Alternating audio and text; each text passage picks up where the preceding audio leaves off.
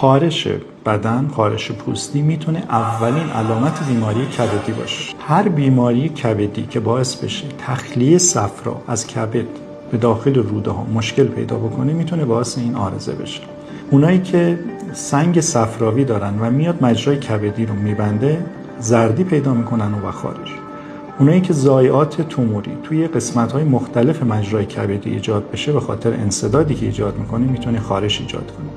بیماری‌های خود بافت کبد مثل بیماری PSC و PBC اونایی که میتونن مجاری ریز کبد رو درگیر بکنن، اونا هم چون به خاطر اختلال در تخلیه صفرا میتونن باعث خارش بشن. ببینید این بیماری‌ها علامت‌های دیگه‌ای هم دارن. از بیلیروبین میره بالا، زردی پوست ایجاد میشه، آنزیم‌های کبدی اختلال پیدا میکنن. توی بررسی‌های سونوگرافی رادیولوژیستی که ما برای بیمار انجام میدیم این بیماری‌ها تشخیص داده میشن.